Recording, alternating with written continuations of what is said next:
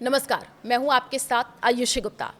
वैदिक ज्योतिष में ग्रहों का जो नक्षत्र परिवर्तन बहुत महत्वपूर्ण माना जाता है और देखिए अप्रैल के अंत में एक खास ज्योतिषीय घटना होने जा रही है। ग्रहों के राजा हैं सूर्यदेव 28 अप्रैल को भरणी नक्षत्र में प्रवेश करेंगे और इस नक्षत्र के स्वामी शुक्र देव हैं। इसके बाद 15 मई को सूर्य वृषभ राशि में भी प्रवेश करेंगे जो कि शुक्र की ही राशि है। और ऐसे में जब सूर्य और शुक्र का ये खास संबंध बन रहा है तो इसका जो असर है कुछ राशियों के जीवन पर बेहद शुभ देखने को मिल सकता है। 28 अप्रैल से शुरू हो रहा है एक ऐसा खास गोचर जो कुछ राशियों के लिए राजयोग जैसा समय लेकर के आ सकता है। तो चलिए समझेंगे इसका पूरा असर। हमारे साथ भी जुड़ चुके हैं जानी मानी ज्योतिषाचार्य स्वाति अहलूवालिया जी। आपका बहुत बहुत स्वागत है। धन्यवाद आयुषी। तो चलिए इस पॉडकास्ट में शुरू करते हैं सवालों का सिलसिला। स्वाति जी, पहला सवाल आपसे रहेगा कि ये बताइए, ये जो कहा जा रहा है कि सूर्य शुक्र के घर में जा रहे हैं, ये गोचर आखिर है क्या?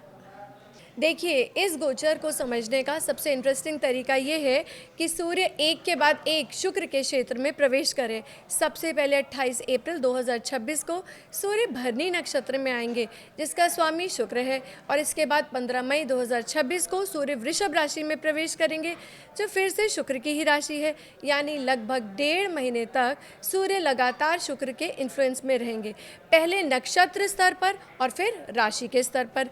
अब इसे सिंबॉलिज्म से समझते हैं। सूर्य है शक्ति, आत्मविश्वास और अथॉरिटी का प्रतीक, जबकि शुक्र सुख, वैभव और लग्जरी और रिलेशनशिप के कारक हैं। यहाँ पर जब सूर्य शुक्र के क्षेत्र में आते हैं तो एक ऐसा समझ सकते हैं जैसे राजा वैभव के घर में प्रवेश कर रहे हैं, जहाँ सिर्फ पावर नहीं बल्कि कंफर्ट और एंजॉयमेंट भी जुड़ा हुआ है। इसलिए ये समय पावर और प्लेजर के मेल का समय कहा जा सकता है, जहां व्यक्ति अपनी उपलब्धियों को सिर्फ हासिल ही नहीं करेगा बल्कि उन्हें पूरी तरीके से एंजॉय भी करेगा। हालांकि क्योंकि सूर्य और शुक्र स्वभाव से शत्रु माने जाते हैं, इसलिए ये गोचर हमें बैलेंस भी सिखाता है। ईगो और कंफर्ट के बीच यही संतुलन बनाने की ज़रूरत है। अगर इसे सही तरीके से हैंडल किया जाए तो ये समय आपको पैसा, सेटिस्फैक्शन, सभी कुछ देने की क्षमता रखता है। बिल्कुल, तो आपसे जानेंगे कि बताइए किन राशियों के लिए ये जो समय है सबसे ज़्यादा अच्छा रहने वाला है? सभी 12 राशियों पर इसका असर पड़ेगा, लेकिन खास तौर पर कर्क, सिंह, कन्या और धनु राशि वालों के लिए ये समय बहुत ही फेवरेबल होने वाला है। कर्क राशि वालों के लिए इनकम और सेविंग में ग्रोथ देखने को मिलेगी।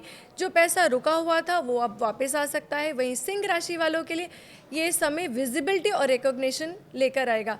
करियर में ग्रोथ होगी, प्रमोशन और लीडरशिप के रोल भी मिल सकते हैं।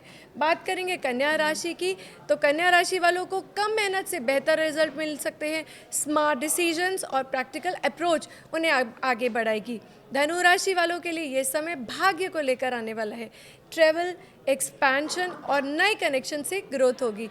यानी इन 4 राशियों के लिए ये समय एक राजयोग से अनुभव कर सकते हैं वो यहाँ पर। बिल्कुल, तो अगर हम ओवरऑल इम्पैक्ट की बात करें स्वाति जी, तो आम लोगों के लिए क्या फ़ायदा देखने को मिलेगा, ज़रा ये भी बताइए। देखिए, सबसे बड़ा असर फाइनेंसेस और करियर पर देखने को मिलेगा। इनकम के लिए सोर्सेज खुल सकते हैं, इन्वेस्टमेंट के फ़ायदे हो सकते हैं, जॉब में प्रमोशन या नई अपॉर्चुनिटीज़ मिल सकती हैं। वहीं परिवार में सुख, शांति बढ़ेगी और अब इमोशनली भी आप स्टेबल महसूस करेंगे। एक और इम्पॉर्टेंट चीज़, आपका कॉन्फिडेंस बढ़ेगा, और जब कॉन्फिडेंस बढ़ता है तो आप डिसीजन बेहतर लेते हैं और अपॉर्चुनिटीज़ को मिस नहीं करते। और सबसे खास बात, जो काम लंबे समय से रुके हुए थे उनमें अब एक मूवमेंट आएगी। यानी स्टेग्नेशन एक तो ख़त्म होगी और कहीं ना कहीं प्रोग्रेस भी शुरू होगी। बिल्कुल, तो क्या इस गोचर के कुछ नेगेटिव इफेक्ट्स भी हैं स्वाति जी, वो भी अगर आप बताएं दर्शकों को। देखो, हर गोचर के 2 पहलू होते हैं। यहाँ भी ऐसा ही है, क्योंकि सूर्य और शुक्र स्वभाव से शत्रु माने जाते हैं। इसलिए जहाँ एक तरफ ये गोचर ग्रोथ और अपॉर्चुनिटीज़ दिखाता है, वहीं कुछ चैलेंजेस भी आ सकते हैं। सबसे पहले ईगो क्लैशेस देखने को मिल सकते हैं। व्यक्ति में मैं की भावना बढ़ सकती है, जिससे रिश्तों में थोड़ी खटास, टकराव आ सकता है। इसके अलावा लग्जरी और कंफर्ट की ओर झुकाव बढ़ने की भी संभावना बन जाती है। ओवर स्पेंडिंग हो सकती है, जिससे फाइनेंशियल इम्बैलेंस भी हो सकता है।